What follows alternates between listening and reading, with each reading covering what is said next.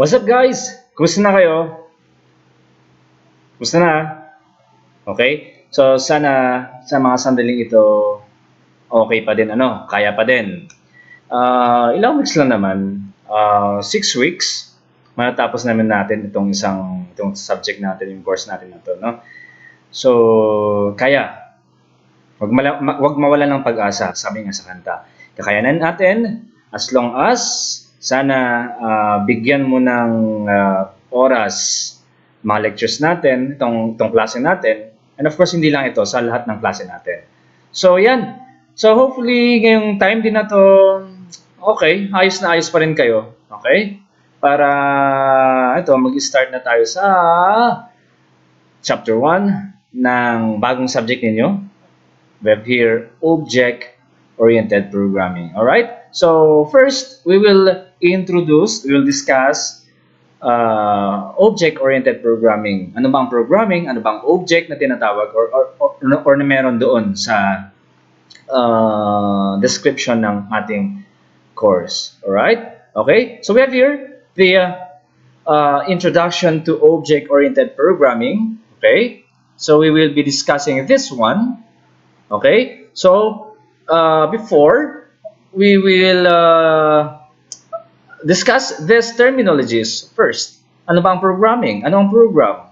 Okay? So we have here programming, the act of creating or designing a program or software for computers using a programming language.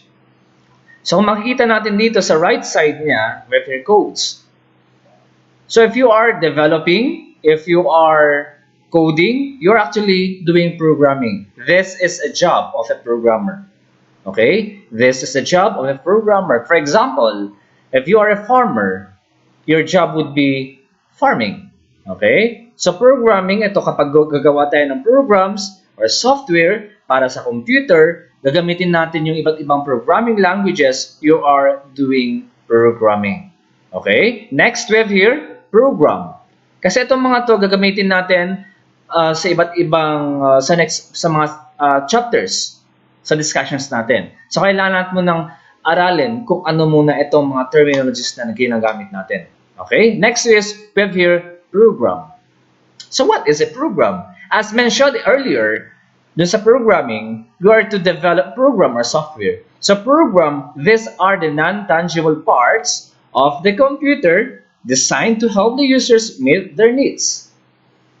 Na-design ito, nagawa ito para sa mga users, para mabigay yung kailangan nila. Just for example, I want a social media. I want, gusto kong ma-entertain.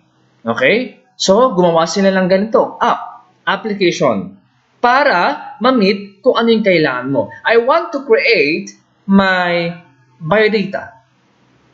So, gumawa sila ng, let's say for example, MS Word, word processing software, para mabigay kung ano yung kailangan mo.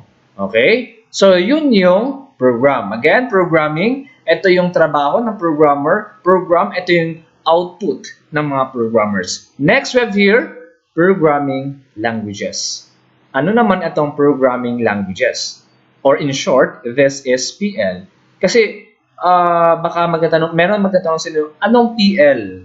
Anong PL ang gamit nyo? Ha? Ano yun? Okay? So, PL naman dito, these are the programs used by the programmers to create programs or software. Ito yung ginagamit naman natin to create. Okay? To create programs. Kung gusto mong gumawa ng calculator, you will use programming language. Okay? So, programming languages we have here will allow you to design the graphical user interface or what we call as the GUI of the program and add instructions. Andun yung instruction. Kung ano yung ginagawa ng programmer. Kapag gumagawa siya ng programming or yun ang ginagawa niya, okay? So, yung programmer nag-a-add siya ng instruction sa kanyang design. Instruction means your codes. A programming language will translate the human-readable code or English into machine-readable language or binary and compile it for a single application. Okay? Di ko alam kung anong subject nyo, kung natakil na ninyo ito. The language of computer is only zeros and one, binary. Okay? So yung nakikita natin dun sa yung code natin, 'di ba? Naiintindihan natin yung code. Okay? If, like that, then, else, and if. Halimbawa, ganyan yung code natin. So those terms are in English statements. Kasi naiintindihan natin. So ang ginagawa ng programming languages, okay, kino-convert niya yung English na yon into a machine-readable format. Kino-convert niya yung English na code natin into binary. Kung ano yung pinagawa mo sa computer, of course, English yan para maintindihan mo, and then i-convert niya yan para maintindihan niya. I-convert niya into binary, zeros and ones, para maintindihan niya. And then, yun na, magiging application na yung program. Na-compile at magiging single application. So that is a programming language is. Alright? Now, what is our subject? Object-oriented programming. It says here, constructing of software using objects. We are to construct software using objects. Objects, ano kaya itong object na to? Lahat na nakikita ninyo sa, kumbaga, yung PL or yung programming language na ginagamit natin ay Visual Studio or yung VB, Visual Basic. Okay? Lahat na nakikita niyo doon, nalinalagay natin sa form, those are objects. So in here, we're going to construct software or program using those objects. Okay? Next we have here, creating a software with a set of objects telling each other what to do by sending messages. We're going to create a software with a set of objects. Halimbawa, calculator. Okay? 1 and then plus 1, pag pindot mo ng equal sign, okay, nagko-communicate yung mga objects. Anong gagawin mo? Eto, kunin mo yung 1 doon, kunin mo yung next number, i-plus mo, and then i-display mo naman ito, text box 3. I-display mo naman yung sagot. So, nagko-communicate sila. So, that is object-oriented programming. We're going to construct programming, di ba? Sinabi natin kanina, this is an app in developing a program. Okay? So we are going to develop a program using objects. Okay? Next, we will discuss the different languages or object-oriented programming languages. Or in short, we have here the history of OOP languages. At first we have here the Simula 1 in 1962 and Simula 67 in 1967. So these two languages are the earliest object-oriented languages. Ito yung pinakauna. The work on the Simula languages was done by Ole Jandal and Kristen Nygaard at the Norwegian Computing Center in Oslo, Norway. Okay? So ito yung pinakauna ha, na OOP languages pala, kasi dalawa. Next we have here, after 1967, ginamit yan hanggang 1980. So at 1980s, we have here John Strastrup integrated the object-oriented programming into the C language. Okay? So ito, kasi meron tayong tinatawag na C language ha, at nagiging C++ in 1980s. C++. So yung C language, in-integrate niya, meron siyang binago at tinawag niyang C++.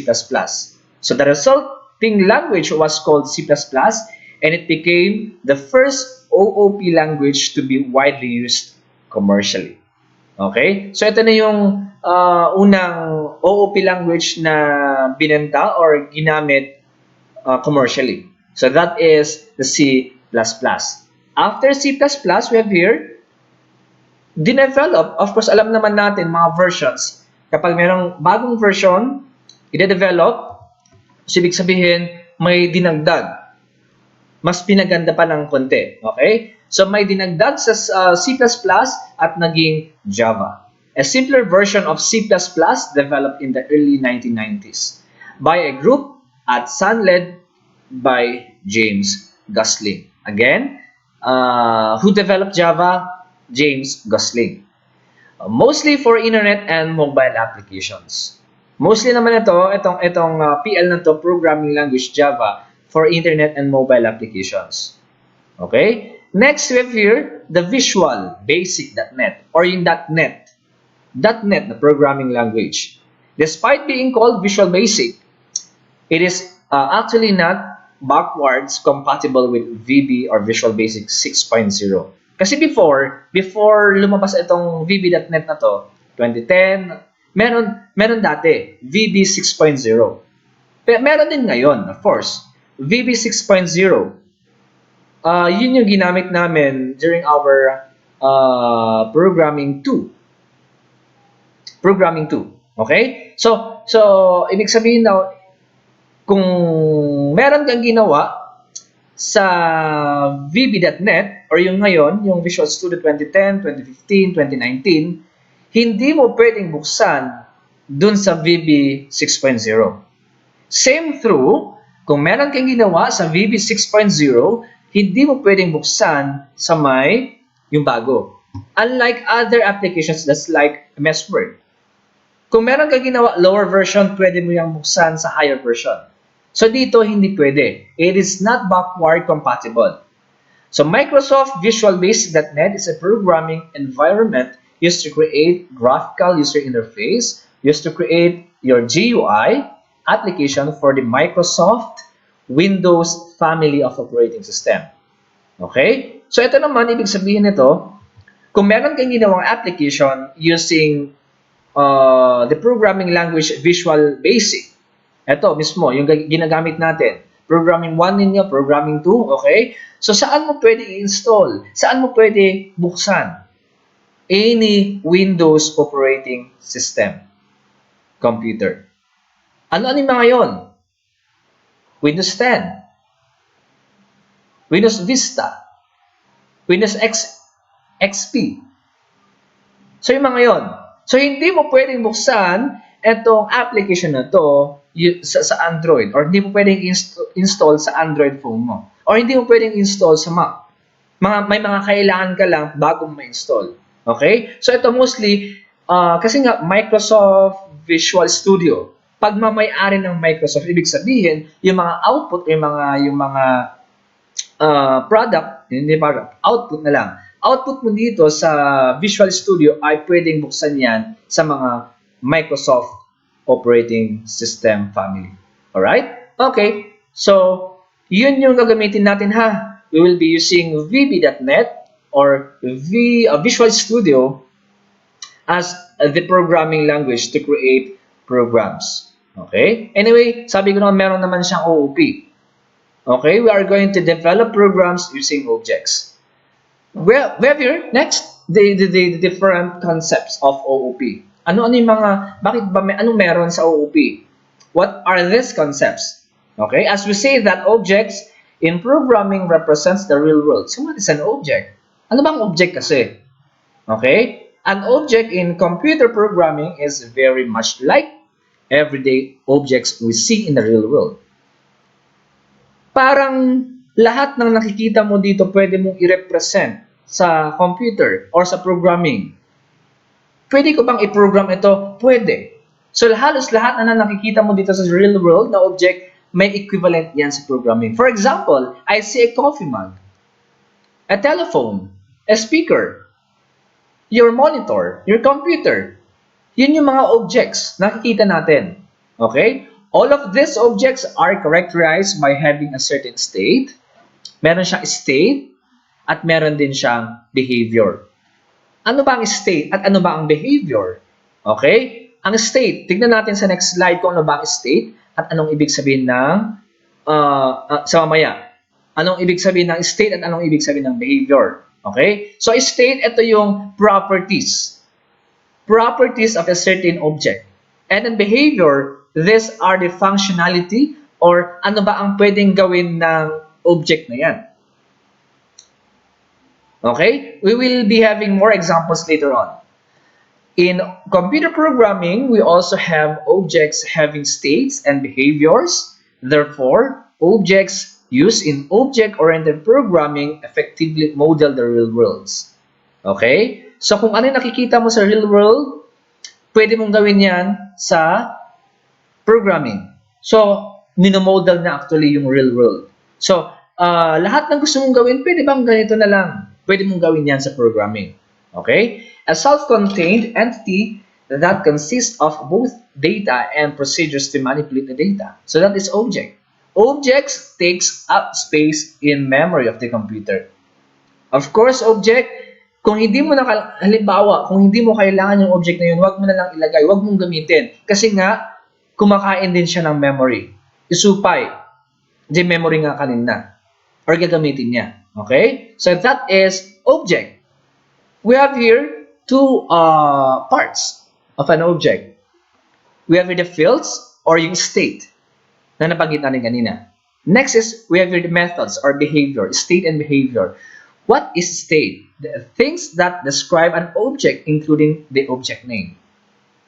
Sabihin natin, label or text box. What are the properties of a text box that describes that object? Or ano yung mga properties na nagde-describe sa text box? Meron siyang name, meron siyang color, meron siyang size, merong text property, merong iba't ibang properties na meron na makikita natin sa Visual Studio or Visual Basic.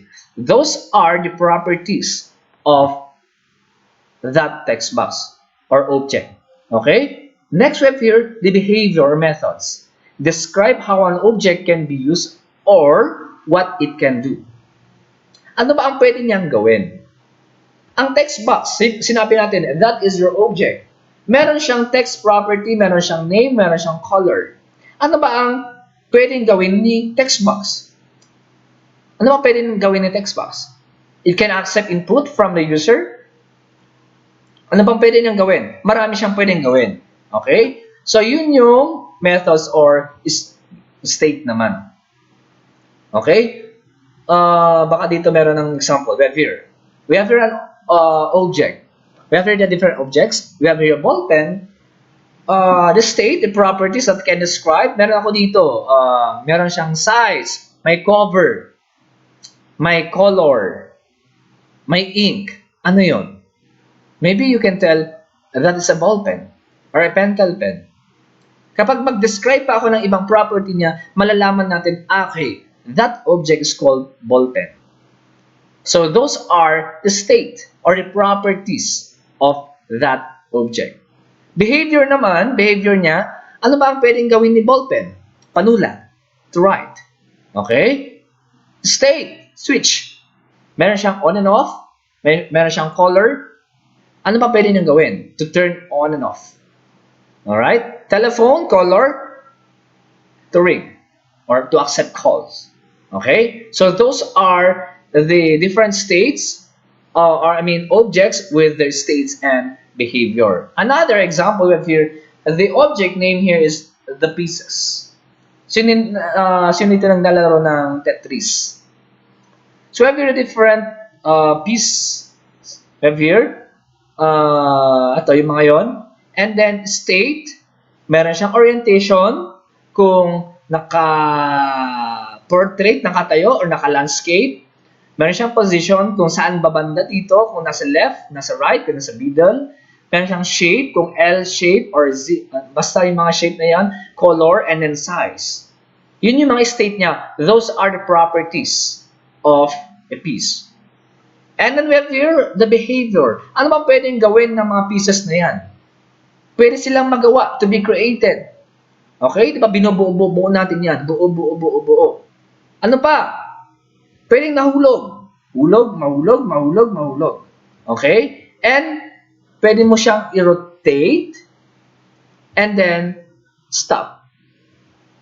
Pag nandun sa baba, mag-stop. At sasabog. Actually, yung mga yan. Okay? So those are, or that is object. It has state, the properties, and then aside from state, An object has behavior. Behavior. Ano bang pwedeng gawin ng object na yan? Okay? Ano pa? The packaging together the behavior, the methods and events of an entity with its identity and state information or properties, that package is called object. Ito yon. Ito yung pwede niyang gawin ng object. Ito yung properties ng object. Kapag pinackage mo yan, ibig sabihin yan, that package is called object. Object data and methods can be private and it could be public. Alam natin kapag private room, ibig sabihin, or let's say, private comfort room, ikaw lang ang pwedeng gumamit.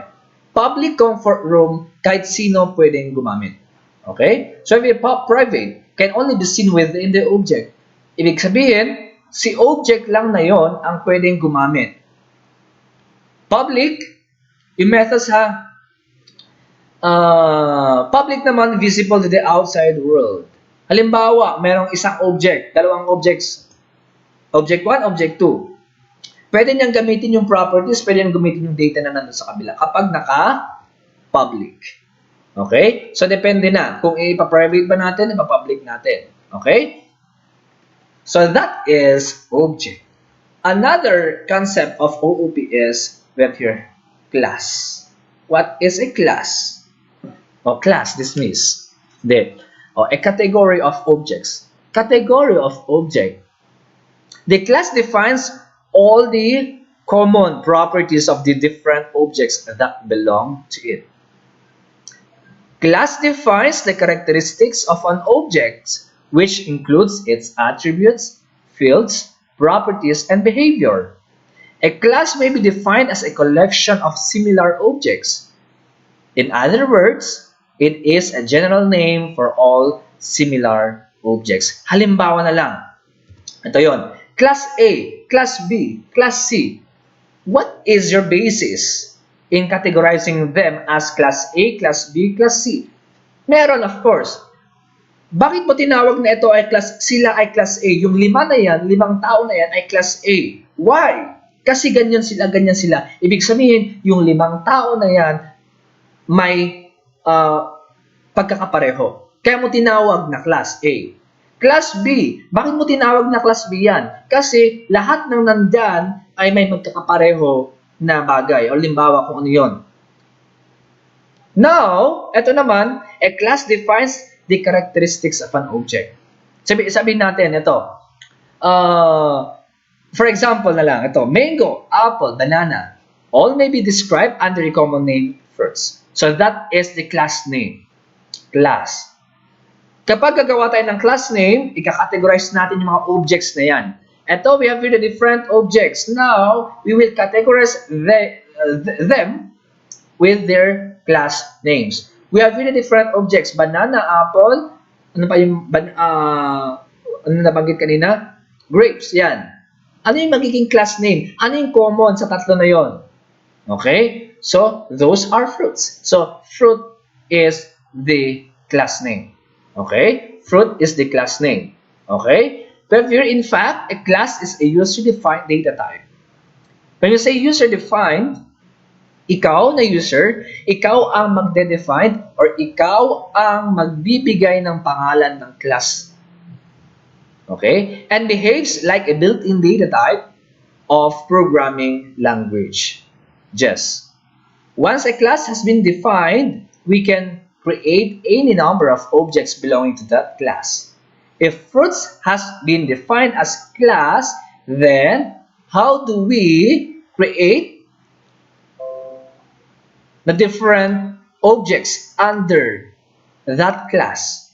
Halimbawa, nag-create daw tayo ng fruits na class name. Okay? So we have here, fruits, mango. In Java, ito. Kapag si mango, ito, you are going to create or you are telling the computer that mango is a kind of fruit. Apple is a kind of fruit. Yan.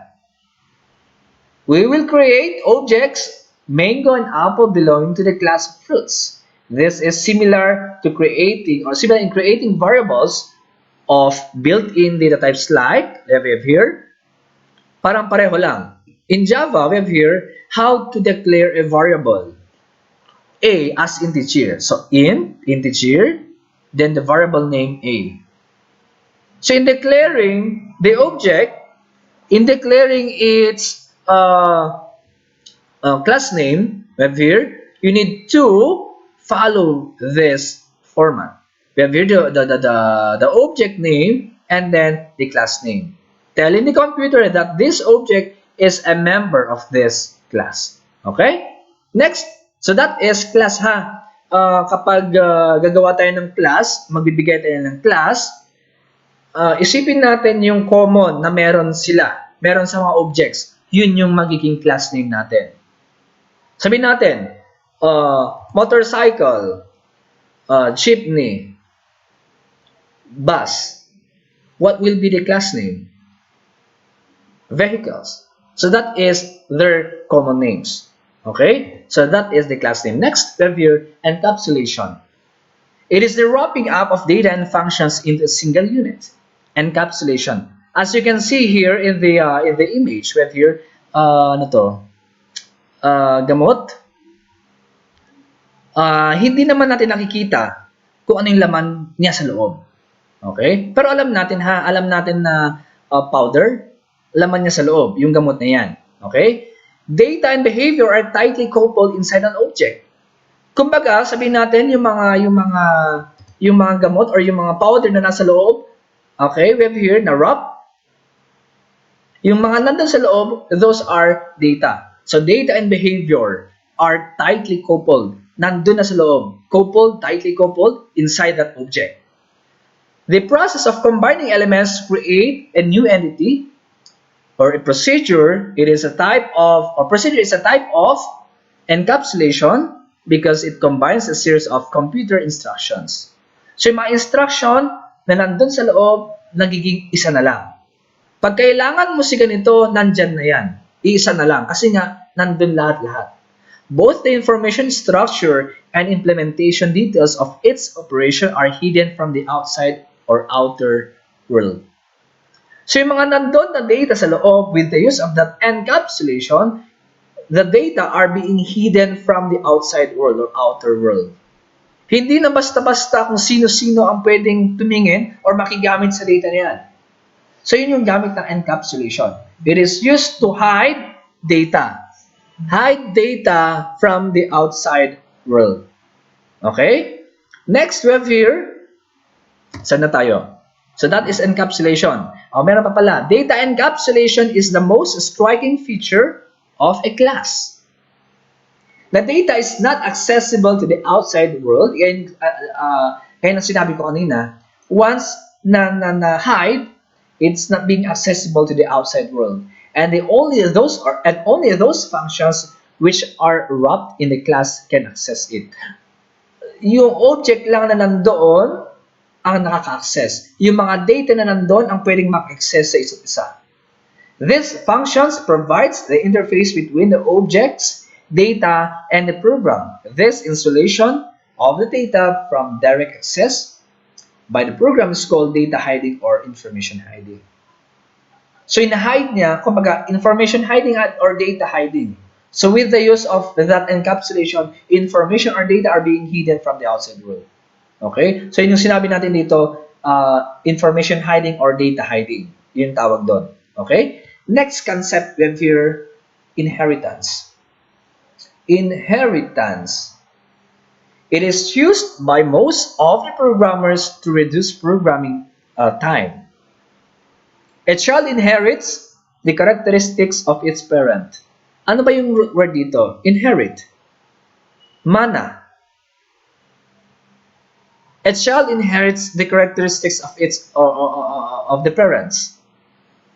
Beside inherited characteristics, a child may have its own unique characteristics. For example, ikaw. Pangalan mo ulit? Ano-ano yung mga namana mo sa iyong mga magulang?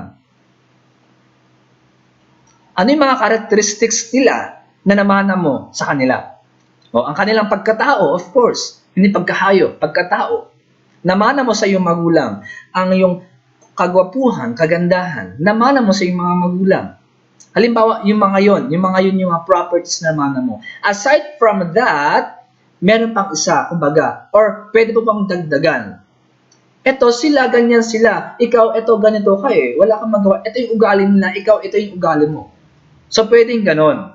Hindi yung lahat lang na nandun sa kanila, ilan naman mo. Imana mo, since nga, pareho, and then, pwede bang madagdagan.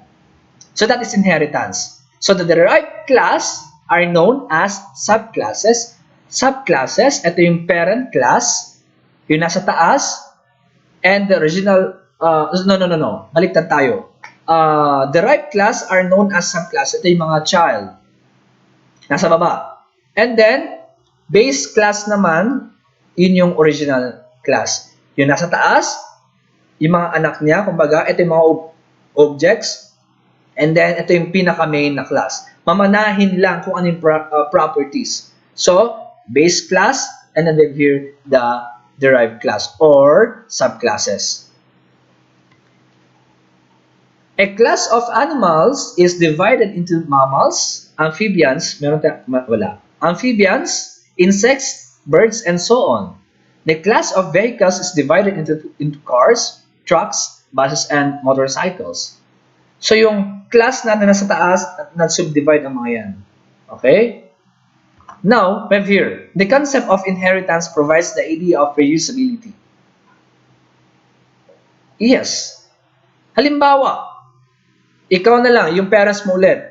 Kung hindi mo, ito yung parent mo, ito ikaw, kung hindi mo mamanahin yung property ng parent mo, kailangan na namang sabihin na, ito, tao siya. Kailangan ito yung itsura niya. Kailangan dapat itong meron siya kasi tao siya. Dapat meron siyang kamay, dapat meron siyang paa kasi tao siya.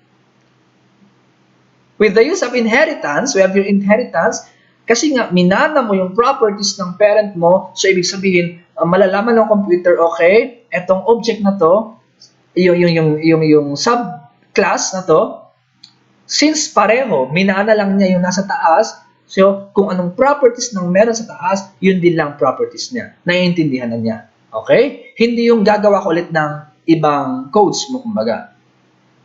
So, reusability. Kumbaga, nag-codes ka dito. Meron kang codes dito. Linagay mo sa codes mo, this is a person. A person has like this, like this. Okay? Now, nag-create ka ng subclass, student. So, automatically, your program will use the property of a person. Na, sinabi mo doon, ang person ay ganito, so, ang student ay ganyan. Kagaya ng person. So, gagamitin mo na lang yung code mo doon sa taas, gagamitin na lang ng student. What if walang inheritance? So, magko-code ka dito, sasabihin mo, nasaan na? Sasabihin mo dito na ito, properties ng person. Now, without inheritance, you will tell your computer that student, ito na naman yung properties ng student. Ito yung properties ng teacher, ito yung properties ng doctor. Paulit-ulit. So again, the concept of inheritance is reusability of codes. Inheritance, it is or is a kind or is a kind of. Kumbaga, student, ito, student is a person, teacher is a person. Line is a kind of shape, circle is a kind of shape. So ito yung base class or yung parent, ito yung children. Student, teacher, doctor. So advantage of using inheritance is ability to reuse your code or reuse, less redundancy, kasi nga hindi na paulit-ulit. Kung ano yung ginawa mo dito, gamitin mo na lang, just reuse. So, less redundancy. Hindi na paulit-ulit, hindi na redundant. Increase maintainability.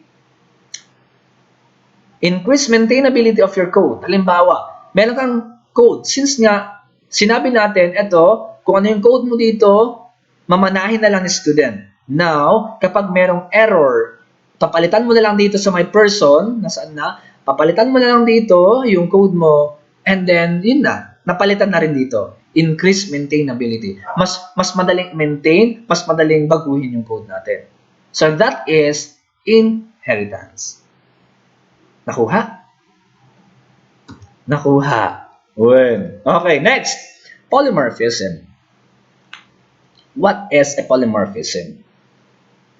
A programming language's ability to process objects differently depending on their data types or class. Polymorphism allows a programmer to treat derived class members just like their parents' class members. Polymorphism refers to the ability of OOP programming languages to differentiate between entities with the same name efficiently. Na kahit daw pare-pareho yung mga objects pero magkakaiba yung mga functions nila, okay lang yan. So itong polymorphism, yun yung kaya niyang gawin, na kaya niyang i-identify na itong mga objects na to magkakapareho pero iba't iba yung kaya nilang gawin. I-treat niya yung children as the parent class. Hindi yung the porket ikaw ay subclass, iba yung pwede mong gawin. Hindi mo pwedeng gawin yung ginagawa ni parent class. No. Kaya pa rin gawin kahit parent subclass ka. Since yung base class natin, yung parent class, ito yung kaya niyang gawin. So, i-treat niya ito as the parent. Kaya mo din gawin yung ginagawa ni parent. Okay? So, that is polymorphism. So, let's take at this example. Okay, take a look at this. We have here a public class sum. We have here, yung gumawa tayo ng class natin na sum, and then we have here, kumbaga, the different subclasses. Alam naman natin ang sum, it is used to get the sum, or addition yan, the sum of two numbers, or let's say 2 or 3 numbers, or numbers na lang. Okay? So, dito sa first, saan ang cursor? Sa first na to, okay, ito, you declared x and y as integer. Inadd mo siya. Okay? So, the output is 30. Kumbaga yung number natin ay 10 and then 20. 10, 20. So, the output is 30. I-add niya 10 plus 20. Now, another class, the same class name. Yes, the same as the parent. Okay? Pero, aside from the property of the parent, ito din ang ginawa niya. Naging tatlo na. So, nag-declare siya ng tatlo.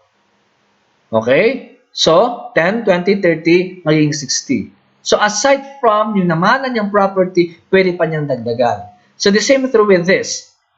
X and Y, dineclare mo siya as double. Okay? And then, 10.5 and 20.5, the output is, it will result to 31.0. So, that is the output. So, ibig sabihin ito, ang polymorphism, i-treat niya yung mga yan as the parent class. Di porket subclass ka, iba. Hindi mo pwedeng gawin yung ginagawa nito. No. Kahit pare-pareho yung mga yan, pero alam niya kung ano yung mga iba't ibang functions. Nagkakaiba sila ng functions. So, that is polymorphism. Okay? Shape. You draw. Alam niya na yung class ay draw. Pero kapag nag-draw ka, okay, mag-draw ka ng shape, ito, kung ito, line, ang i-draw niya ay line. Kung ito, ang i-draw niya ay circle, ang i-draw niya ay triangle. Kasi magkakaiba, though, pare-pareho sila ng function. We have here, draw. Mag-draw. Okay? Pero magkakaiba yung output. So that is polymorphism. I-treat niya as the parent. Next, we have here, message passing. An object-oriented program consists of a set of objects that communicate with each other. Message passing involves specifying the name of the object, the object or the name of the function and the information to be sent. Alam naman natin, halimbawa, merong communication yung mga objects natin. Communication, isang object. Okay? Itong object, tatawagin yung object na to. Okay? So, merong message passing. Halimbawa, ito. Okay, ito. Ipapasa ko sa iyo yung text. Ito yung i-display mo. So yung term, message passing. Okay? Magka-communicate yung mga different objects. So dito of course, i-specify niya, ikaw, label 1, ito, ang property mo na text, ito, gawin nating hello. So si label 1, magiging hello yung nakasulat doon. Pinasa niya yung message or messages. Okay? So that is message passing. Next, last na yata to, abstraction. Abstraction. So what is abstraction? It is a way to cope with complexity. The process of picking out or abstracting common features of objects and procedures. Abstraction is simplifying complex reality by modeling classes appropriate to the problem. In other words, it means representing only the important details without including all the details. For example, the car Ferrari can be treated as a simple car only. Tignan natin itong example natin na yan. Ito yung car. Yes. Now, what is the important thing? Kailangan mong tignan yung nasa loob. So, I don't care about the paint. I don't care about the kung ganyan-ganyan. Okay? The important thing is the parts. Okay ba yung parts niya? So, you will remove the unnecessary. So, that is abstraction. Sa object, kung hindi mo kailangan, kung sa object, isang object, kung hindi mo kailangan yung ibang properties na pwede mong tanggalin. Huwag mo nang isama. Panggulo pa lang ng codes yan. Huwag mo na lang isama. Yung mga kailangan mo lang ang pwede mong ilagay. So that is abstraction.